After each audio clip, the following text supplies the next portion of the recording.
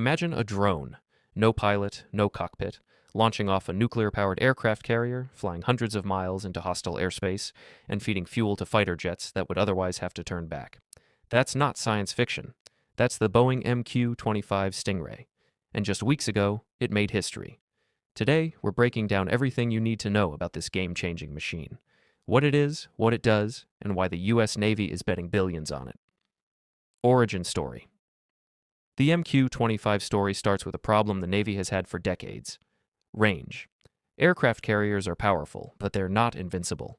With anti-ship missiles getting more sophisticated and adversaries pushing the U.S. Navy farther from shore, strike fighters need to reach targets that are simply too far away.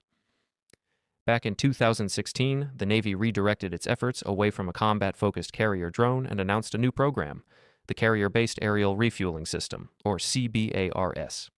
The mission was clear: build an unmanned tanker that could relieve F/A-18 Super Hornets from having to carry fuel for other aircraft, freeing those jets up for actual combat. Boeing won the contract in 2018, and work on the engineering development aircraft began. The program was ambitious from the start. This would be the first operational carrier-based unmanned aircraft in U.S. history. What is it? Specs and capabilities. So what exactly is the MQ-25 Stingray? It's a subsonic, jet-powered, unmanned aerial vehicle designed to operate directly from Nimitz and Ford-class aircraft carriers.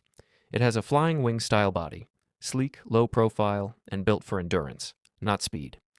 The Navy's stated objective for the Stingray is to deliver at least 14,000 pounds of fuel, and as much as 16,000 pounds, at a distance of 500 nautical miles from the carrier. That's roughly 575 miles. To put that in perspective, that dramatically extends the reach of every strike aircraft on the ship.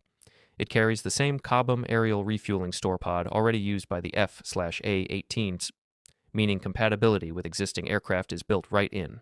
No major modifications needed for the jets receiving fuel. Boeing selected the Rolls-Royce AE3007N turbofan engine to power it, and BAE Systems is providing the vehicle management system. And tanking isn't all it can do. Secondary intelligence, surveillance, and reconnaissance roles are also planned, with the Stingray providing organic surveillance and recovery tanking during carrier operations via a retractable sensor turret. There's even interest from the U.S. Air Force in a land-based variant, and discussions have touched on potential roles in electronic warfare and airborne early warning. Testing and milestones. Getting here hasn't been easy. The program has faced years of delays and cost growth. Boeing's T-1 test asset, a company-owned demonstrator, first flew back in 2019 and accumulated around 125 flight hours. It successfully conducted aerial refueling with 3 aircraft types: the F/A-18, the E-2D Hawkeye, and the F-35C. In 2021, the T-1 was integrated aboard the USS George H.W. Bush, demonstrating that a drone of this size could actually be handled on a carrier deck. That was a massive proof of concept. But the production representative aircraft, the real thing, took longer. The original goal had been to deliver the initial aircraft in 2022 and reach initial operating capability in 2024. That timeline slipped repeatedly. In a May 2024 demonstration, a Boeing simulator showed an F/A-18 pilot remotely commanding an MQ-25 to release a refueling drogue and top off the Super Hornet, all from the cockpit using existing communication links. That's the future of manned-unmanned teaming right there. And then, finally, the big moment. On April 25, 2026, the U.S. Navy's production representative MQ-25A Stingray successfully completed its first flight. It took off from Boeing's facility at Mid-America Airport in Mascoutah, Illinois, the Navy's first operational carrier-based unmanned aircraft in the air. Why it matters. The big picture. This isn't just cool technology. This drone has serious strategic consequences. Up to a third of Super Hornet sorties are currently dedicated to tanking, carrying fuel for other aircraft rather than flying combat missions. That's a massive drain on one of the Navy's most important assets. The MQ-25 takes that job away from human pilots, freeing up Super Hornets to do what they're actually built for: fight. The added range also matters enormously in the Pacific.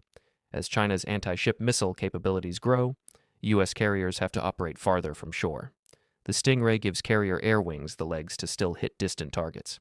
The MQ-25A is also integrated into the Unmanned Carrier Aviation Mission Control System, which allows simultaneous management of multiple unmanned aircraft including the MQ-25 and MQ-20 Avenger, within a unified control framework. As Vice Admiral Cheever put it, that unlocks the future of manned-unmanned teaming. It opens up the future of 6th-gen collaborative combat aircraft and everything that comes after it.